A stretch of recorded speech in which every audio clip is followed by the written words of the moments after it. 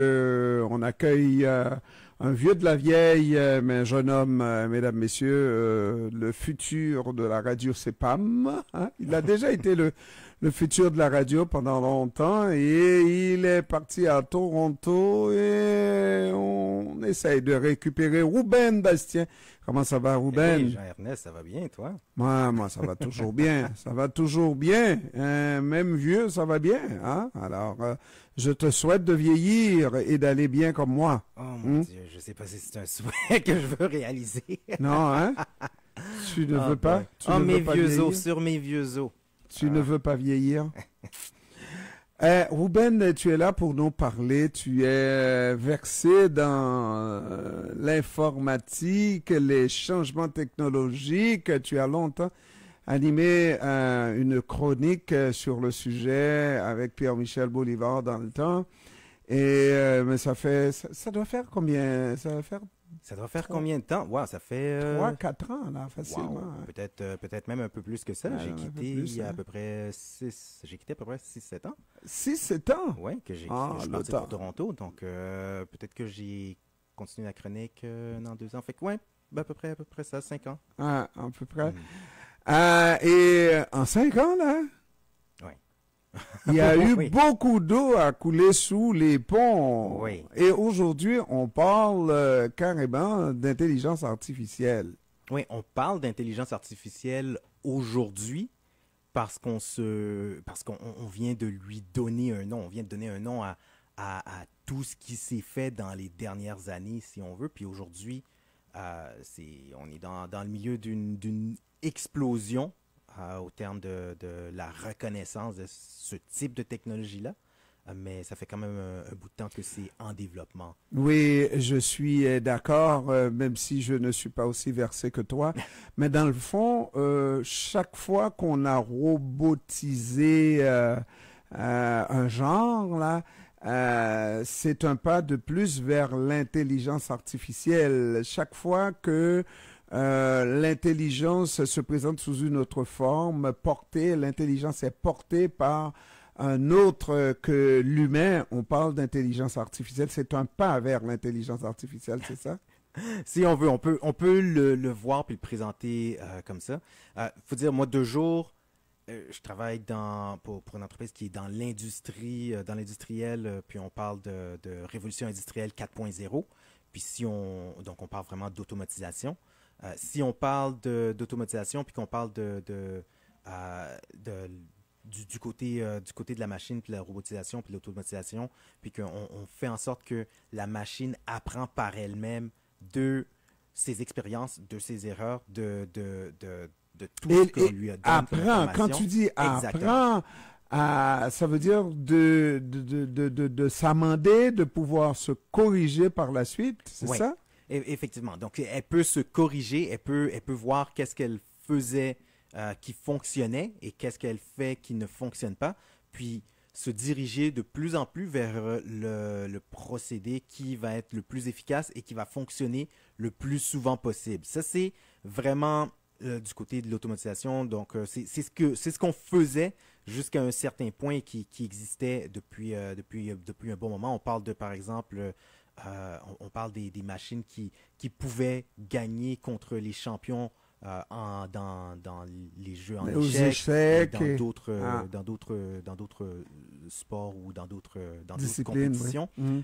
Mais ce qu'il y a de plus maintenant dans ce qu'on appelle l'intelligence artificielle, c'est que maintenant, on a de moins en moins besoin de lui faire répéter des tâches à répétition parce que ce que ça faisait dans le fond pour gagner des parties d'échecs, c'est qu'elle faisait un amalgame de centaines, de milliers De coups, de quoi. coups Mhm. à la seconde, puis ça lui permettait de voir, OK, ça va me mener à là, ça va me mener à là, ça va me mener à là. Mais là, maintenant, avec l'intelligence artificielle, ce que la machine fait, c'est qu'elle est au courant des règles et elle est en mesure de pouvoir créer, si on veut, son cheminement, son pathways à partir de rien d'autre que les règles, les instructions qui lui ont été données au départ. Donc maintenant, on appelle ça vraiment l'intelligence artificielle itératrice ou générative. Donc, elle va se transformer par elle-même plutôt que de faire différents cheminements dans les règles qui lui ont été établies. Donc, elle va recréer ses propres règles au fur et à mesure avec le temps. Et tout ça, on va dire que ça part de l'idée première de l'informatique ou l'informatisation qui est comme un point barre, deux affaires, hein, n'est-ce pas? Ouvert ou fermé. Ouvert ou fermé, donc le binaire, ouais. Le binaire, ça part de là et ça arrive jusque-là? Ben, c'est ça. À quelque part, le binaire, c'est ouvert, fermé, c'est vrai ou faux. Si tu poses des questions puis que tu mets assez de barrières, vrai, faux, vrai, faux, vrai, faux, éventuellement, l'ordinateur va arriver à contourner, à trouver le chemin le plus efficace où est-ce qu'elle ne trouve que des vrais. Parce que si tu dis, quand tu arrives à un faux, la partie se termine, ben, elle va toujours se tourner vers ce qui lui amène vers des vrais. Donc, ça, c'est le binaire, c'est vraiment l'essence de l'informatique, des ordinateurs lorsqu'on les fabrique à la base. Mais là, vraiment, on est on est vraiment à des années-lumière, donc à des niveaux supérieurs en termes de ce que tu demandes comme fonctionnalité à l'ordinateur. Concrètement, qu'est-ce qui est l'ancêtre de ce dont on parle là présentement, là, c'est-à-dire l'intelligence artificielle? Quel outil informatique qu'on a dans les mains qui est l'ancêtre de ce futur qui nous attend, qu'est l'intelligence artificielle? L'ancêtre de... Vraiment. De manière plus concrète qu'on a aujourd'hui devant nous. Je ne vais pas tomber sur les machines Turing, puis vraiment les premières machines... Non. Je parle pas des machines qu'on connaissait pas là, mais je parle de mon ordinateur, de mon téléphone. Qu'est-ce qui est représentatif de cette intelligence artificielle là? Sur ton ordinateur, qu'est-ce qui est représentatif de l'intelligence artificielle en tant que telle? Tu regardes, wow. Présentement, on a des outils qui ont été développés pour pouvoir utiliser cette technologie ou cette façon de penser. Sur les téléphones, sur les ordinateurs, maintenant, on ajoute des chips, ouais, c'est l'anglais qui me revient. Exactement. Non, c'est vraiment des puces, si on veut, des puces à l'intérieur de nos appareils intelligents pour pouvoir simuler ce type de réflexion-là. Donc, vraiment, on regarde avec, par exemple, Apple avec sa nouvelle puce les puces niveau M, donc M1, M2, M3, Google qui a créé vraiment ces nouvelles puces qui alimentent ces téléphones Pixel. Donc, c'est des puces qui sont vraiment en train de simuler ces modèles de réflexion ou de pensée. Donc, ils simulent un cerveau, pas nécessairement humain, mais le plus proche qu'on peut représenter un cerveau humain de façon numérique. C'est là où on a un problème. Ce qu'on sait du cerveau humain, quand on fait la comparaison, on en sait très peu par rapport à toute l'importance au développement qui pourrait survenir du cerveau humain. Oui. N'est-ce pas? Et là, quand on dit que ça se compare au cerveau humain, peut-être dans toute sa complexité, on va aller très loin. Et c'est peut-être ça aussi qui fait peur ces experts. Il y a des controverses il y a des controverses qui sont venues dans les dernières années. Si tu regardes 1 an, 2 ans passés, il y a des controverses qui sont provenues. Peut-être directement au niveau de Google, par exemple, qui pendant longtemps été un leader au niveau de l'intelligence artificielle puis du développement d'intelligence artificielle, publiait beaucoup de papiers académiques là-dessus. Puis certaines des personnes au niveau des départements éthiques ont soulevé l'alarme, ont dit wow, un instant, là maintenant, on est en train de reproduire un appareil ou un cerveau possiblement quelque chose qui pense comme un être humain. Si on fait ça, est-ce qu'on est en train est-ce qu'on est en train de maltraiter quelque chose qui est vivant? De la même façon que lorsqu'on parle de clonage, si tu clones un être humain, est-ce que c'est une personne ou est-ce que c'est une chose? Et là, on se dit, si tu crées un cerveau Et là, déjà, intelligent, pour parler de clonage, je crois que éthiquement, on a mis les pieds sur les freins, ça fait longtemps. oui, Hmm? parce que là, maintenant, on s'est penché sur la question. Hmm. On a déjà trouvé, si on La veut, réponse certaines est claire. réponses, puis Il a faut déjà certaines arrêter balises. là. Mais C'est- au niveau de l'intelligence artificielle, si on crée si on veut un cerveau dans un ordinateur, Mhm. maintenant, essayer de représenter ça. C'est quoi les balises? Il n'y a pas encore de balises qui ont été établies. On n'a pas encore décidé si est-ce qu'on va considérer ça comme une personne ou non. À l'heure actuelle, il y a des scientifiques, encore une fois au niveau de Google, qui ont sonné l'alarme, qui ont dit waouh, j'ai une conversation avec cette machine-là, avec ce cerveau humain-là, et cette machine-là est sentiente, est vivante. Donc, Ouais. elle a un cerveau, elle pense comme un être humain. Je lui ai posé des questions, elle me répond, je pense que c'est un être humain, on ne devrait pas poursuivre. Et là, maintenant, la question, c'est est-ce que la machine est réellement humaine ou est-ce que le fait que la machine détermine quelle est la meilleure réponse dans le cadre d'une interrogation fait en sorte qu'elle elle va répondre ce que tu vas vouloir entendre. Et dans ce Parce que- cas-ci, est-ce que parce ça que- fait d'elle parce que- humain ou... Parce que tu vas voir là, tu parles d'applications controversées et qui amèneraient plus de problèmes que de solutions aux problèmes que nous avons déjà, nous les êtres humains. Là. Oui. Je te donne juste un exemple. Cette application qu'on appelle, mon Dieu, au niveau de la justice, c'est polygraphie. Ouais. Tu connais la polygraphie? Ouais. Ça, c'est l'accusé, l'accusé, la personne suspectée qu'on fait passer un test de polygraphie qui va répondre à certaines questions simples. Et à partir du moment où la personne dit un mensonge, eh ben, on a des signes qui prouvent que c'est un mensonge. Là où la personne dit la vérité, on a des signes. Et donc, si on est capable de déjouer par cette intelligence artificielle à venir, là, on est capable de déjouer la polygraphie, ben, c'est tout un pan de la justice qui vient de tomber. Et on croyait avoir fait des progrès, mais on serait vraiment là complètement dans la dèche. Oui, mais là, c'est parce que ça, ce que ça implique, c'est que tu vas faire passer un test polygraphe à un ordinateur. Tu vas arriver à dire, bon, mais cet ordinateur-là a été témoin de la scène de crime avec la caméra. On va lui demander qui elle a vu, puis est-ce que ça représente...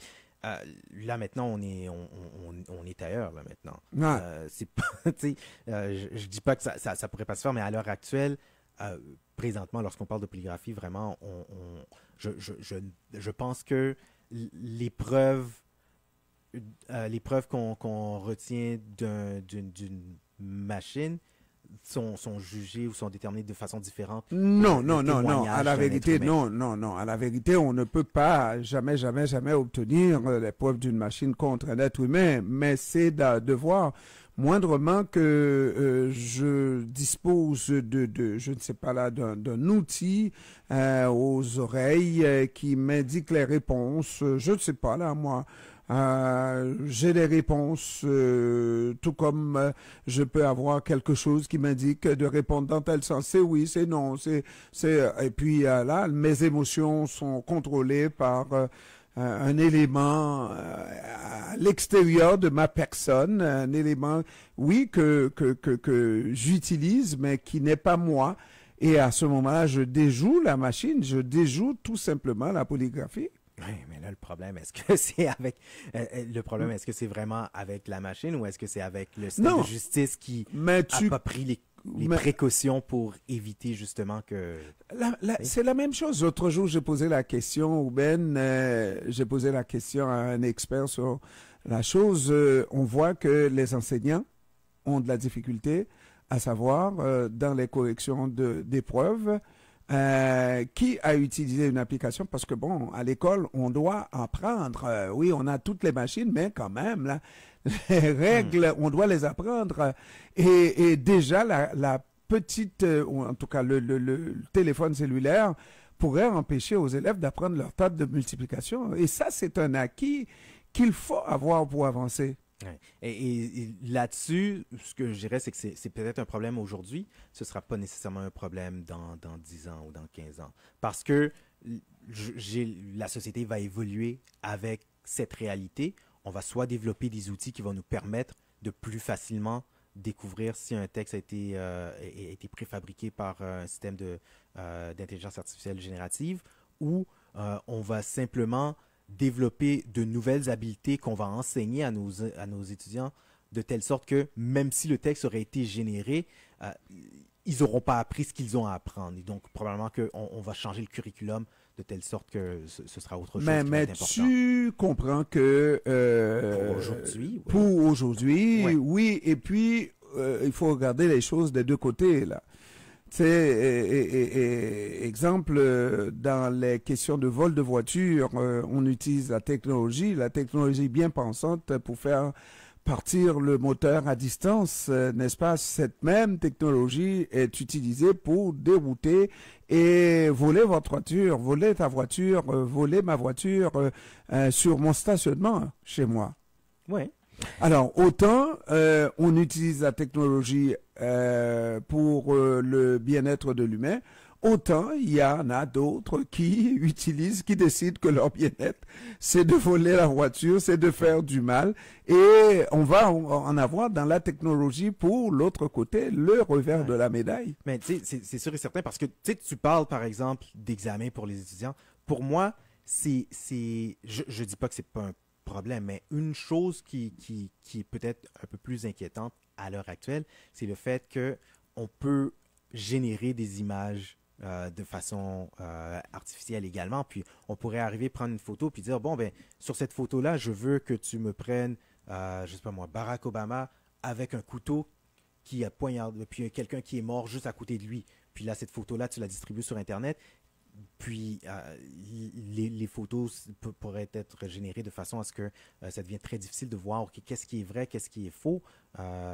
On se rend compte qu'il va avoir une période d'ajustement, d'adaptation pour pouvoir déterminer comment est-ce qu'on fait, soit avec les textes, soit avec les photos, même avec le son, avec les images, puis tout. Donc, voilà. L'application dont tu parles, là, on a eu à faire face à ça avec l'arrestation de Donald Trump. Oui. Tout le monde a vu l'arrestation de Donald Trump, mais moi, je t'assure que j'ai eu beaucoup de misère à me dire, wow, là, un instant, est-ce que c'est vrai? Est-ce que c'est vraiment vrai, là?